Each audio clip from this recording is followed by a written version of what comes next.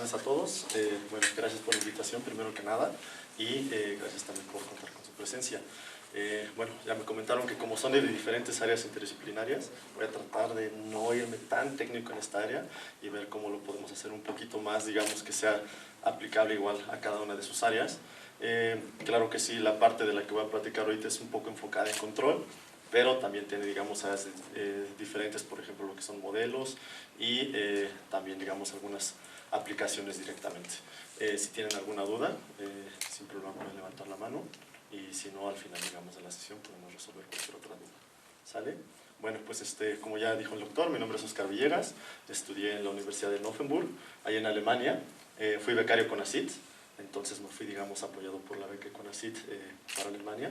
Igual si después tienen alguna duda para ese aspecto, con mucho gusto, pues algunos los estudiantes o quien sea que también tenga interés en algún posgrado y demás por allá, con mucho gusto, pues digamos, ya tuvimos la experiencia de estar por allá, ¿no?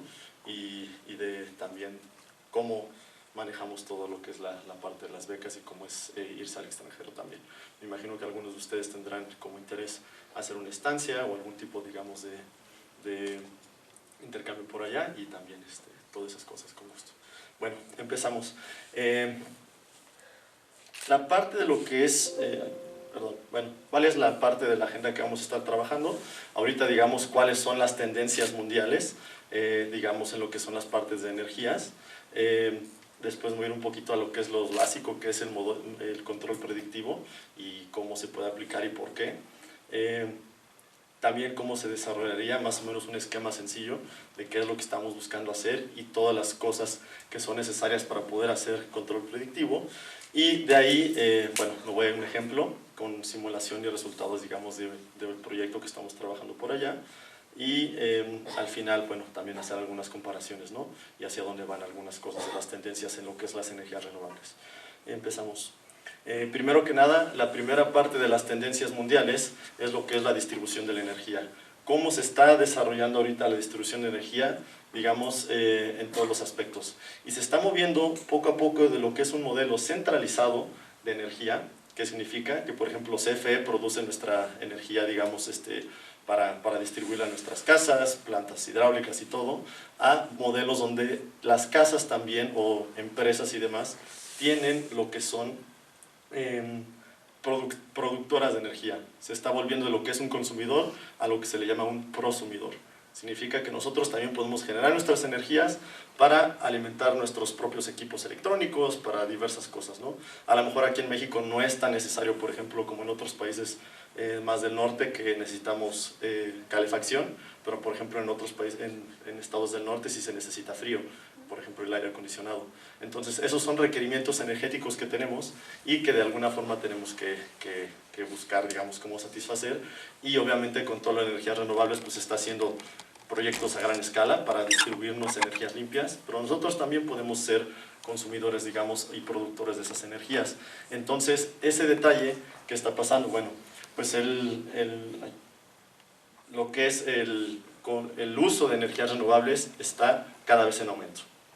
En 2018 nada más, lo que fue el uso de energías renovables aumentó en un 33% y eso causa que entonces, poco a poco, todo se esté tornando al uso de energías renovables. Y claro, en energías renovables pues tenemos diferentes áreas, ¿no? Que es no solamente eólica y demás, porque no solamente significa vamos a generar energías, también tenemos que ver cómo se produce en el tipo, digamos, de materiales. Por ejemplo, ustedes que están en materiales, ¿no? Hay muchas cosas que utilizan lo que son las turbinas eólicas, diferentes aspectos que son cómo los podemos estar utilizando.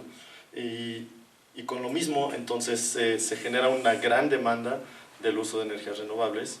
¿Y qué es lo que va a pasar? Bueno, pues a todos, digamos, que utilizamos energía, al final de cuentas hay que saber que si la red eléctrica nos distribuye energía de cierta forma y nosotros también queremos inyectar energía a la red o utilizar energía eléctrica de una u otra forma, esto puede causar lo que se denomina una saturación en la red. ¿Qué significa? Si vamos a tener energía fluyendo de un lado a otro, energías renovables que estén produciendo en ciertas horas del día y no produciendo en otras horas del día, lo que puede hacer es que la misma red eléctrica se desbalancee.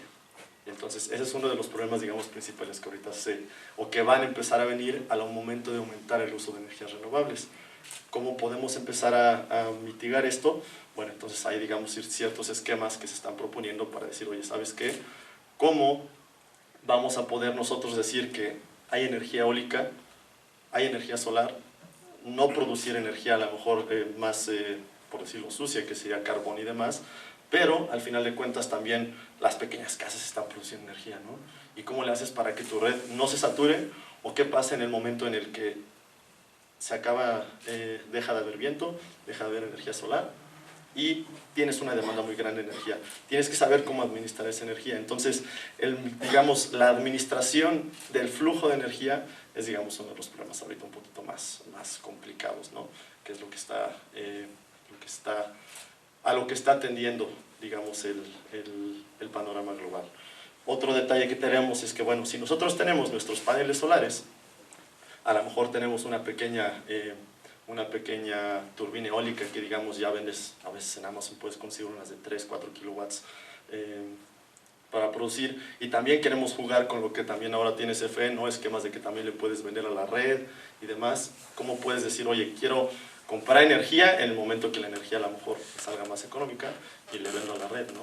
Entonces, esos detalles de control, o digamos, de cómo va a fluir la energía, son los que están también mucho, digamos, en esa tendencia. Y claro, creo que para todos los que quisieran a lo mejor en algún punto instalar algún tipo de panel solar o a lo mejor algún tipo de energía limpia, lo que puede causar es que al final de cuentas vamos a querer que sea lo más económico, ¿no? Si voy a utilizar la energía solar, pues yo quiero que a lo mejor se aproveche al 100%, en lugar de decir, sabes que pues desperdicio lo que no utilizo, porque entonces no estamos aprovechándolo al máximo. Por eso mismo, bueno, es, digamos, la parte más importante, la integración de todo lo que son estas partes, ¿no? La integración de los sistemas de energía a lo que es la parte global. ¿Cómo puedo yo hacer que mi sistema energético no le genere problemas a la red, pero la red misma me pueda satisfacer de energía y yo también satisfacerme con mi propia energía y utilizarla a lo máximo? Dinero, más que nada, costos. ¿Cuánto energía? Si voy a comprar unos paneles solares, ¿cómo me puedo ahorrar energía? Entonces creo que esas son las partes que, digamos, ahorita se están desarrollando diversos sistemas de control, y uno que es la propuesta, digamos, más que ahorita está, digamos, como en tendencia también, es lo que se llama el control predictivo basado en modelos. ¿Qué significa?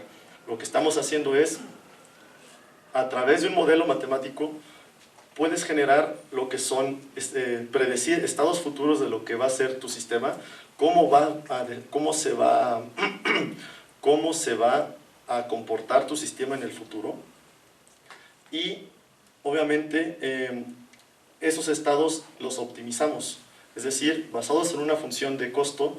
Decir, ¿sabes qué? Quiero optimizar costos, quiero a lo mejor optimizar la eficiencia, quiero optimizar, digamos, diversos aspectos. Esos, utilizando un esquema que ve hacia el futuro, puedes optimizar cómo va a estar funcionando cómo va a estar funcionando tu sistema, y a través de eso controlarlo o mejorar también la eficiencia. Eso no solamente se puede aplicar a sistemas energéticos, se puede aplicar a sistemas mecánicos, se puede aplicar a algunos otros procesos. Cualquier proceso que nosotros podamos describir de cierta forma, que podamos medir y que podamos predecir, se puede utilizar un esquema de optimización por modelos para poder predecir qué es lo que va a pasar en el futuro y cómo poder hacer que funcione de forma óptima. Lo podemos ver, por ejemplo, con el funcionamiento de un carro, que ahorita también vienen mucho en tendencia lo que son los carros automatizados, ¿no? Que manejen casi solos. ¿Qué es lo que hacemos? Bueno, si, por ejemplo, yo voy manejando un carro y yo no conozco el camino, y a lo mejor en la noche no tengo luces prendidas, lo único que voy a estar viendo es unos cuantos metros adelante, ¿no? ¿Y cómo voy a reaccionar si estoy manejando? Si no tuviera luces, tienes que reaccionar al momento. Si vienen curvas, pues entonces tus cambios van a ser muy bruscos, ¿no? Y entonces, ¿qué es lo que va a pasar? Que simplemente pues estás reaccionando en el momento en el que están sucediendo tus cosas. Si conocemos más adelante, ¿no? Si podemos tener las luces largas, podemos ver hacia adelante qué es cómo viene el camino, podemos reaccionar y podemos manejar de una forma mucho más suave. Podemos ¿cómo llamarlo? Podemos anteponernos a las situaciones que vengan y saber si hay un obstáculo más adelante, poder frenar con tiempo y poder hacer alguna corrección en nuestro camino. Eso es, digamos, cómo funciona el modelo de control predictivo. Vemos al futuro para poder saber qué acción tomar en el presente, considerando futuros problemas o futuros obstáculos, por decirlo así. Y en el esquema de control tradicional, que es el PID que conocemos, pues estamos hablando como si no supiéramos qué va a pasar y reaccionamos, digamos, al momento, sin saber qué va a pasar, simplemente con lo que existe ahorita. Entonces, bueno, la parte principal de lo que es este esquema es el modelado. El modelado no solamente se aplica en sistemas, como dije, energéticos, se aplica en otras cosas, ¿no? Muchos de los procesos que tenemos hoy en día, ya sea procesos energéticos, ya sea procesos biológicos, ya sea procesos químicos y demás, podemos describirlos con un modelo. Ya sean modelos matemáticos, que sean modelos lineales, no lineales, procesos lo que son discretos o continuos, ¿no? Entonces, ese tipo de modelos, al momento de que nosotros podemos describir lo que está sucediendo, podemos entonces ayudarnos para saber qué va a pasar. Y ese, digamos, es la fuerza principal de lo que es el modelo de control predictivo. Tenemos lo que son modelos que se llaman grises, cajas grises, que lo que están haciendo se basan en modelos 100% matemáticos, que nosotros describimos ya sea las fórmulas, no sé, conocidas de termodinámica o fórmulas de crecimiento poblacional y demás. Entonces, esos procesos los podemos describir como modelos matemáticos, nos ayudan, por ejemplo, a describir el sistema, ya sea, por ejemplo, modelos basados en ecuaciones diferenciales y demás. Y hay otros modelos que también podemos hacer basados 100% en datos, que se llaman los modelos de caja negra. Esos modelos basados en datos, por ejemplo, los podemos hacer con lo que está ahorita mucho también, ¿no?, en tendencia, que son las redes neuronales y la inteligencia artificial. Tenemos muchísimos datos que vamos juntando de lo que son nuestras mediciones y podemos hacer un modelo regresivo para saber cómo se va a funcionar dependiendo de nuestras entradas. Es decir, ¿sabes qué? Estos son los parámetros que están variando, digamos, en mis condiciones y esto es lo que está sucediendo al final. Entonces, ese tipo de modelado es ahorita, digamos, lo que podemos aprovechar para poder al final, por ejemplo, controlar algún proceso, ya sea en plantas químicas, ¿no? El modelo de control predictivo nació en lo que son plantas químicas. Si decimos, ¿sabes qué? Tengo este proceso químico que funciona de esta manera y quiero que la reacción química suceda así, así, así, puedo a lo mejor a través de un modelo matemático decir, ¿sabes qué? Esto es lo que va a pasar en el futuro y qué acciones puedo tomar ahorita para que sea, digamos, una reacción que no vaya, o para que se mantenga dentro de los límites, por decirlo así. Entonces también a lo mejor procesos biológicos, ¿no? Entonces, si tenemos procesos biológicos que también podamos describir con ecuaciones y decir, ¿sabes qué? Pues a lo mejor quiero saber qué va a pasar en el futuro, y si hay variables que podamos controlar, entonces podemos hacer un control, ¿no? Eso, digamos, sería la parte principal. Y está basado en esos modelos. Por ejemplo, en los modelos grises, en algunos proyectos que hemos estado trabajando ya en la universidad, ahorita les voy a dar un ejemplo, más adelante, estuvimos trabajando en ese tipo de aspectos, con fórmulas matemáticas que describan nuestro proceso, que es un proceso termodinámico, y al final de cuentas eso lo podemos optimizar y mejorar y podemos dar una serie de acciones, controles que le vamos a dar a nuestro sistema. En otro proyecto que estoy trabajando actualmente, estoy utilizando lo que son redes neuronales, ya que mi proceso es muy complicado de describir con fórmulas matemáticas, y lo que nos interesa es al final de cuentas decir, ¿sabes qué? Si mi computadora va a tener que hacer todo el proceso de optimización, tiene que hacer los cálculos, pues tampoco le podemos dar un proceso muy fuerte de optimizar, porque al final de cuentas, pues, eso también toma tiempo de operaciones, ¿no? Y eso es lo que también tenemos que ver. ¿Qué es lo que pasa al final? Por ejemplo, un modelo de redes neuronales basado en inteligencia artificial, tenemos muchos datos que se están midiendo, y simplemente con eso hacemos nuestro modelo, y con eso podemos ampliar mucha serie de cosas, que sería controlar nuestro sistema de forma óptima. Bueno, ¿cuáles son las ventajas de los modelos grises? Que es una descripción completa de nuestro modelo y lo podemos aplicar a muchas condiciones. Esa es la ventaja a lo mejor de hacer, digamos, de conocer todas las fórmulas matemáticas y a lo mejor lo que muchos hacen aquí, ¿no? Decir, ¿sabes qué? Pues aplico, digamos, todo el conocimiento teórico y con eso escribo. Y se puede aplicar a muchas cosas y se puede expandir y disminuir y a lo mejor no solamente aplicar a un sistema, aplicar a diferentes sistemas. Lo que puede pasar es que se llega a ser muy complejo y para simplificar llegamos a tener asumir muchas cosas que entonces a lo mejor dejan afuera otros aspectos de nuestros modelos y lo que va a llevarnos al final es que nuestra solución matemática va a ser más compleja y eso nos va a costar mucho trabajo optimizar. Lo que sería a lo mejor un modelo basado en redes neuronales, por eso digamos en el último proyecto que estoy trabajando me enfoco en ese aspecto, es que necesitamos menos teoría para desarrollarlo.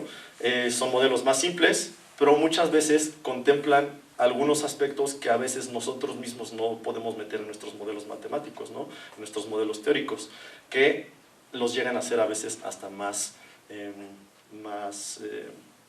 ¿cómo llamarlo? Son más exactos. Y también hay otros factores que lo influencian y también se pueden tomar en cuenta. Al final de cuentas, lo que estamos haciendo es que nuestro costo de computar esos resultados sea mucho más sencillo. ¿Cómo llamarlo? Si nosotros tenemos que poner una computadora a hacer todo el trabajo, pues al final de cuentas, si es un modelo muy fuerte y no tenemos una computadora muy buena, entonces le va a tomar muchísimo tiempo. Y la idea es que podamos tomar decisiones en tiempos rápidos. ¿Cuál es el problema de un modelo, por ejemplo, basado en redes neuronales? En muchas cosas, mediciones. Tenemos que tener muchos datos y eso a veces es un problema. Si no tenemos una base de datos correcta y confiable donde guardar todos esos datos, no podemos hacer nada, ¿no? Si a lo mejor nuestros datos están muy sucios, es decir, tenemos muchos agujeros en nuestras mediciones, tenemos mucho ruido, tenemos diferentes cosas que no sabemos cómo, si nuestros datos no son limpios, no podemos, digamos, aprovechar las ventajas de hacer un modelo a través de datos. Y el otro detalle es que al no ser descriptivo, muchas veces solamente se puede enfocar en un cierto sistema y no podemos expandirlo a lo mejor a sistemas genéricos. Y entonces, por ese mismo lado, hay que ver a lo mejor qué tipo de modelo vamos a estar utilizando, ¿no? Y esa es, digamos, una de las partes más fuertes y más partes más principales, cómo vamos a estar jugando con nuestro modelo para poderlo optimizar. Si queremos expandirlo, a lo mejor hacer un proyecto que describa y que se pueda aplicar a miles de sistemas, no sé, de energía, está perfecto. A lo mejor a sistemas biológicos, sistemas químicos y demás, pero si lo único que queremos decir, ¿sabes qué? Voy a trabajar con un sistema similar todo el tiempo, entonces podemos estar basados. Las redes neuronales ahorita también tienen un aspecto nuevo que es, como van aprendiendo poco a poco, algo que viene mucho en tendencia es lo que significa hacer modelos que se vayan aprendiendo poco a poco. Si nosotros podemos medirlo, y a lo mejor no tenemos muchos datos desde el inicio, pero poco a poco lo van aprendiendo. Entonces, por eso las redes neuronales y la inteligencia artificial ahorita se están haciendo, digamos, como una tendencia, digamos, hacia el lado de modelado en todos los aspectos. No solamente energéticos, sino, digamos, de diversos tipos de aplicaciones. Bueno, ¿por qué utilizar el control predictivo en los sistemas de energía o en otros sistemas? Porque nos puede ayudar a ser más eficiente nuestro sistema, nos ayuda a reducir los costos de operación, es decir, si queremos nosotros gastar menos, pues obviamente ver cómo funciona nos va a ayudar en este aspecto y a reducir, por ejemplo, emisiones, ¿no? Que son muchas de las cosas que también estamos buscando. Si queremos ser sustentables, que es lo que se está hablando también mucho, sustentabilidad energética, pues tenemos que buscar cómo reducir emisiones y lo mejor es saber cómo funciona nuestro sistema y cómo operarlo de la mejor forma. Pero obviamente nosotros no podemos estar todo el tiempo prendiendo y apagando nuestra máquina, ¿no? Es como nosotros tenemos que buscar o aprender a apagar nuestro proceso, buscar que se haga de forma automatizada para que simplemente funcione lo mejor posible. ¿Qué es lo que existe ahorita? Hay muchos esquemas, digamos, de control automático que existen actualmente, por ejemplo, para sistemas de energía, pero en lo que es la parte de modelo de control predictivo se han estado haciendo muchas investigaciones, pero no hay muchas demostraciones en lo que es la vida real. ¿Qué significa? Que pues toda sigue, digamos, investigándose, ¿no? A lo mejor sí existen muchos proyectos de investigación, pero a lo mejor no conocemos que allá afuera se esté utilizando 100%. Y es parte, digamos, lo que se está buscando hacer, ¿no? Que a lo mejor sí estamos trabajando en algo aplicado, que se pueda aplicar no nada más a una máquina que tengo en un centro de investigación, sino que lo podamos utilizar afuera, en el mundo real, y que de verdad empecemos digamos, a obtener beneficios de lo que son estos esquemas. ¿Qué nos va a traer eficiencia? Puede ser más complejo, ese es el problema, uno de los problemas, y obviamente pues tenemos que considerar muchos otros parámetros físicos de las maquinarias, ¿no? Bueno, ¿cómo se va a desarrollar? No me voy a ir tan técnico, simplemente lo digo como un módulo. Lo que necesitamos primero que nada son parámetros que nosotros le podemos dar al sistema, ya sea, y parámetros también a futuro que sepamos, por ejemplo, en el ejemplo que les voy a comentar, costos de energía, cuál es la predicción del clima, porque también contemplamos, por ejemplo, el clima para el uso de energías renovables, cuál va a ser nuestra demanda energética. ¿Cómo saber cuál es nuestra demanda energética? Bueno, hay diversas formas de poderlo calcular, pero pues ese es digamos, un factor muy importante, saber qué vamos a necesitar en el futuro. Y eso es algo, digamos, lo más complejo que puede existir, o lo que podría complicar nuestro sistema. Si a lo mejor no sé cuánto va a ser mi demanda energética, a lo mejor no sé cuánto va a ser qué resultado o qué necesito que haga mi proceso químico, entonces no podemos a lo mejor aplicar tan fácil este sistema, ¿no? No podemos ver mucho a futuro. La segunda parte es lo que es el optimizador. La optimización, como todos conocemos, es buscar en una función, bueno, a lo mejor no todos, ¿verdad? Pero lo que buscamos hacer en una función matemática es poder encontrar un máximo o un mínimo, dependiendo de las cosas. Simplemente, digamos, parte de lo que a lo mejor llegamos a ver en lo que era matemáticas, ¿no? de diferenciales y demás. Ya ahorita hay muchos paquetes de optimización, por ejemplo, el que estamos utilizando está en Python. Simplemente es darle las condiciones necesarias, darle el objetivo, y la optimización o el paquete hace casi todo por nosotros, por decirlo así. Y bueno, ¿qué tenemos que tener? Mediciones, eso viene mucha parte de sensores. Si tenemos que tener mediciones para eso, entonces eso es algo muy importante, saber cómo medir nuestros procesos. A lo mejor para sistemas de energía pues hay muchas cosas sencillas, ¿no? Termómetros, válvulas de flujo y demás. Para otros procesos habrá que saber qué tipo de sensores vamos a utilizar y que sean nuestras variables de entrada. Al final de cuentas también tenemos que tener nuestra planta. ¿Para qué? Para que esas mediciones junto con los datos que ya tenemos se retroalimentan a nuestro sistema, y optimizando otra vez, digamos, a través del programa podemos llegar a tener soluciones, digamos, óptimas. El ejemplo que les voy a dar es en una máquina de trigeneración. ¿Qué es una máquina de trigeneración? En palabras sencillas, es un sistema que genera electricidad, calor y frío para satisfacer demandas. Está basado en diferentes, digamos, aquí la imagen está un poquito fea, pero al final de cuentas tenemos plantas de cogeneración, tenemos bombas de calor reversibles que pueden generar calor y frío con electricidad, tenemos lo que son también, por ejemplo, una máquina de adsorción que también puede generar a través de calor, transforma, digamos, ese calor generado lo puede transformar en frío. Y lo importante son sistemas de almacenamiento de energía, que son, por ejemplo, en este caso, agua caliente y agua fría. Esos nos van a servir mucho para poder aprovechar, digamos, todo lo que son los beneficios, digamos, de este esquema de control o de cómo poder administrar las cosas.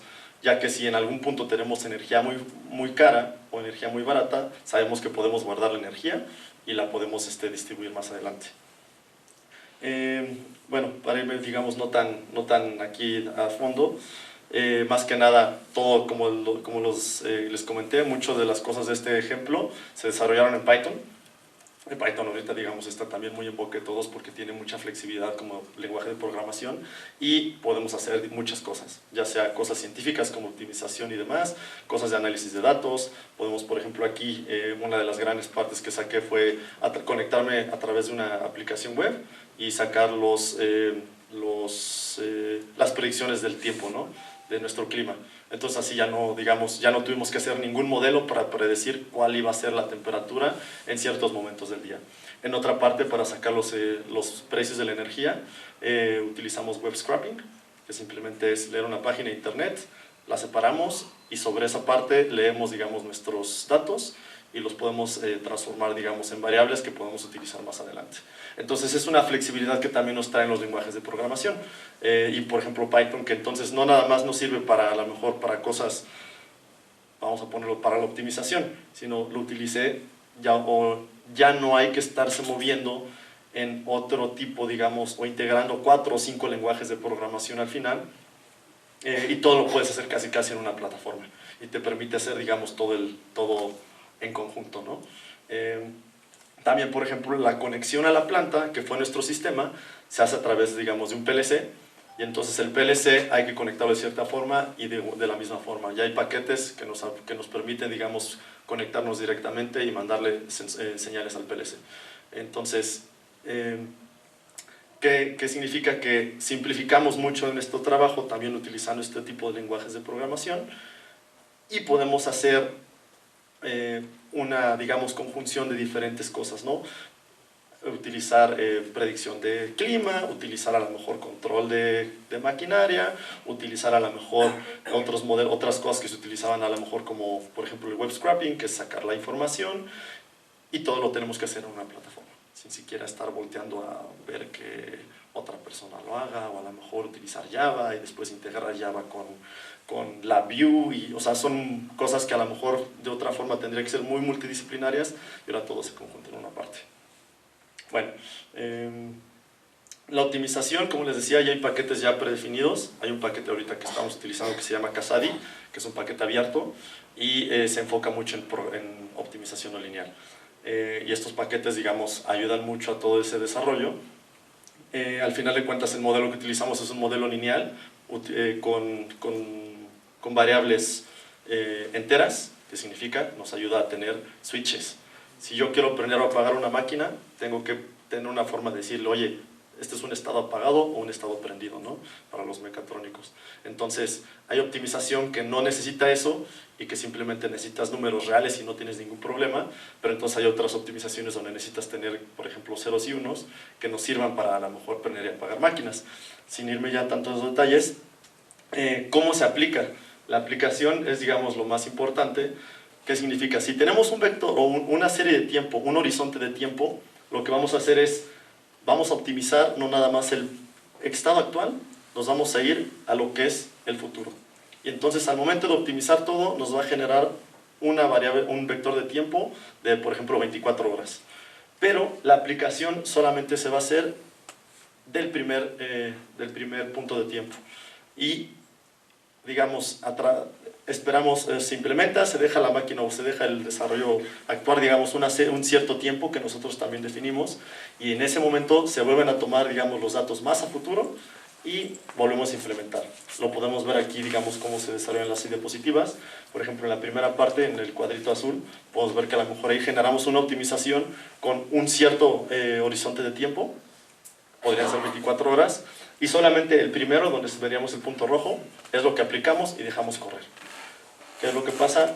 En el futuro avanzamos un paso de tiempo más adelante. Volvemos a aplicar, optimizamos, hacemos todo, y así nos vamos recorriendo. Y entonces esto nos ayuda, ¿por qué? Porque el modelo de control predictivo tiene la ventaja que es como si tuvieras a una persona revisando datos, y en el momento en que a lo mejor hay alguna variación, oye, ¿sabes qué? Prendí la máquina ahorita, pero ¿sabes qué? Es que ya empezó a hacer más frío, ya no puedo prender la máquina.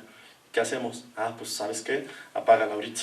Entonces eso lo que ya está ayudando es que hace correcciones de factores que no teníamos en cuenta, y es como si tuvieras una persona, digamos, administrándola ahí. Esa es la ventaja, digamos, principal. Digamos, este es un resultado de una optimización que hicimos.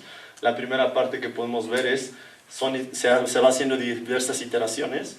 Entonces podemos ver que, digamos, cada iteración se va generando un vector un vector de funcionamiento, un vector de funcionamiento, y genera resultados de cómo deberían funcionar nuestras máquinas, ¿no? Al final de cuentas, ¿sí me escuchan bien? Sí. Se está cortando. Al final de cuentas, por ejemplo, podemos meter otras condiciones. En esta condición, por ejemplo, yo metí una de las máquinas, tenía que funcionar 1 hora, mínimo. Si no, puedes generarle problemas a tu maquinaria o a tu proceso. Y, por ejemplo, aquí podemos ver que en la primera iteración, en el número 0, funciona cuatro pasos de tiempo, que son 15 minutos, todo está hecho a 15 minutos, y en la siguiente, que sería en la parte 1, podemos ver que nada más hay 3. En la siguiente iteración se va cambiando a 2 y así sucesivamente. Eso nos está diciendo que la optimización toma en cuenta, oye, ya aprendí mi maquinaria ahorita, y solamente mínimo tiene que funcionar 1 hora, entonces como no la necesito más tiempo, nada más dejo que funcione el resto de tiempo, pero se está aplicando. ¿Qué más? También podemos ver que en cada iteración, en donde están las flechitas, si podemos ver en la iteración 0, comparado con la iteración 1, van cambiando, digamos, cómo está el encendido y el apagado, digamos, de las máquinas. ¿Qué significa? Que se está adaptando a nuestras condiciones en el futuro. Lo mismo es en la iteración 2 y en la 3. Lo que está haciendo es decir, ¿sabes qué? En este momento cambiaron algunas condiciones, ya no es lo mejor prender la maquinaria así, así, así, a lo mejor hay que manejarla de otra forma, y entonces cada iteración, cada vez que está funcionando, nos está cambiando, digamos, la forma de funcionamiento. Y bueno, este es un funcionamiento real. Esto ya se puso, digamos, a funcionar realmente la máquina. Y lo que podemos ver, la primera flechita, que ahí se alcanza a ver pequeña a la izquierda arriba, lo que nos está diciendo es, sí, se está generando, por ejemplo, el vector de tiempo completo, está utilizando las condiciones que nosotros habíamos predefinido, en este caso, que funcionara mínimo 1 hora o más, y se está viendo. En el segundo paso es, por ejemplo, la línea roja, no sé si la alcancen a notar en las dos gráficas, es una línea roja punteada, esos son nuestros costos de la energía. ¿Qué significa? Lo que está haciendo el optimizador es decir, cuando la energía está más barata, la última parte, perdón, que sería las gráficas azules como en pirámide, eso es la energía de nuestro tanque de agua. ¿Qué está haciendo? Que cuando la energía está más barata, cargo mi tanque de agua. ¿Para qué? Para poder tener energía a futuro, para poder agarrar, digamos, lo que es satisfacer una demanda más adelante. Cuando la energía está más cara, que es en ese punto, lo que está pasando es que descarga tu tanque de agua. O sea, lo que está haciendo es decir el optimizador, ¿sabes qué? Yo no tengo mucha demanda de energía ahorita, no tengo mucha necesidad de utilizarlo. ¿Qué es lo que voy a utilizar? Compro energía, ¿no? Por decirlo así. Cargo mis tanques, cargo mis cosas, a lo mejor prendo mis electrodomésticos, lo que quieras. Y al final, cuando, oye, la energía está muy cara, pues entonces vamos a descargarlo, ¿no? Me parece que aquí la CFE también tiene un esquema de una tarifa plana, según yo, ¿no? Creo que no nos aumenta. Pero donde sí aumenta es cuando pasamos un cierto tipo de energía, un cierto número de kilowatts hora que consumimos, la energía se hace más cara. Entonces, eso nos ayudaría a poder también administrar nuestra energía de forma, digamos, más eficiente y reducir costos. Aquí también podemos ver una de las condiciones que tenemos en la gráfica de arriba, es que una de nuestras máquinas, lo que está en color verde, la bomba de calor, no puede funcionar si tenemos menos de 12 grados de temperatura, lo que en los cuadros, digamos, de abajo podemos notar que no pasó. Entonces, el optimizador o este esquema toma todas nuestras condiciones, las aplica y genera un vector, digamos, de funcionamiento óptimo. Y como podemos ver aquí, en lo que es nuestra gráfica de lo que es lo actual, lo que funcionó y lo que se predijo, pues tenemos, digamos, una variación mínima. Es decir, que nuestro modelo está siendo relativamente muy similar a lo que estamos prediciendo, ¿no? O sea, el funcionamiento real y nuestro modelo se parecen mucho. Y esa es una, digamos, de las necesidades del control predictivo. Al final, lo que podemos notar, por ejemplo, contra una simulación, lo que sería una simulación del control, los controles existentes que están basados simplemente en condiciones, si llego a cierta temperatura, apágate, y si, por ejemplo, hace mucho frío, préndete y demás, lo que vamos a ver es que, por ejemplo, igual, en la línea roja punteada, podemos notar en la simulación lo que es el control convencional, cuando la energía está más baja no hay reacción.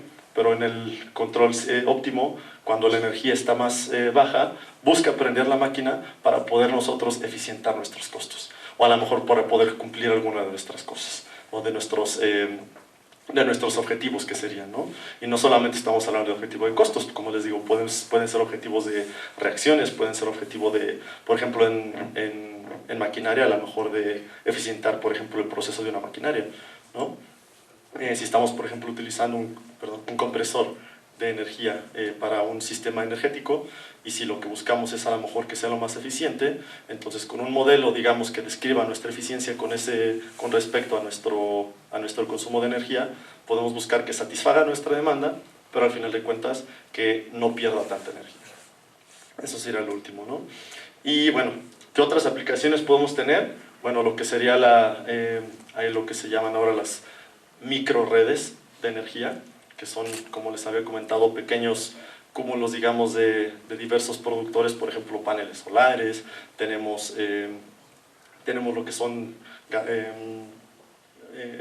turbinas eólicas, podemos tener a lo mejor autos eléctricos, que también es algo que estamos ahorita, digamos, ¿no? Que está creciendo mucho, ¿no? Ahora también mucha gente dice, ¿sabes qué? Pues para ser más eficiente y sustentable, pues compramos un carro eléctrico.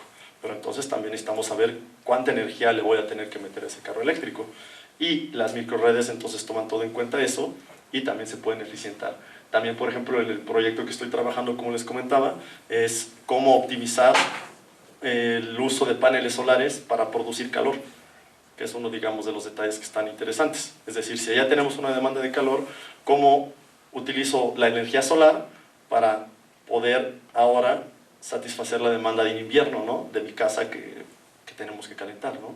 Y hay otra parte que son las redes inteligentes, que es las redes, digamos, por ejemplo, sería aquí, ¿no? CFE, se comunica a través de, digamos, de medidores inteligentes con la casa, sabe cuánta demanda tiene la casa y la casa también reacciona conforme hay demanda o producción de energía. Entonces esas redes inteligentes también necesitan una forma de integración y de control, y se está hablando mucho, digamos, de la aplicación de este tipo de cosas, este tipo de controles en esas redes.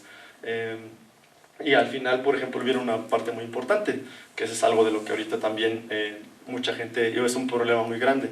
Al momento de meter energías renovables, ¿qué puede pasar? Que a lo mejor en el momento de que hay mucho sol, tenemos lo que es la producción de energía solar. Pero muchas veces a esas horas, como hay mucho sol, no ocupamos energía eléctrica. Entonces, ¿cómo puedes tú transferir esa producción solar a lo que sería el momento en que tú necesitas esa energía? Y es lo que sería el almacenamiento de energía. Ese yo creo que es uno de los temas que vienen, digamos, muy fuertes en el futuro. Se habla mucho, digamos, y muchas investigaciones que están basadas en ese aspecto, y obviamente en la parte de almacenamiento de energía no solamente hablamos de baterías, hablamos también de, por ejemplo, tanques de agua, por ejemplo, para almacenar calor y demás, y obviamente pues ahí metes ciencia de materiales, ¿no? Porque hay diversos tipos de formas de almacenamiento de energía. No solamente agua, existen también, por ejemplo, material comprimido, existen otro tipo, digamos, de materiales que también hay mucha investigación, y son lo que vienen, digamos, a futuro para poder nosotros pues guardar esta energía, ¿no? Que los renovables, al ser no 100%, o al no estar funcionando 100%, tenemos que tener una forma de guardarlos para llevarlos a otro momento del día y que lo podamos aplicar. Y bueno, pues por este lado sería, digamos, todo de mi parte con respecto a este tema. Si tienen alguna otra duda y demás, con mucho gusto me pueden comentar. Muy bien, muchísimas gracias, Oscar.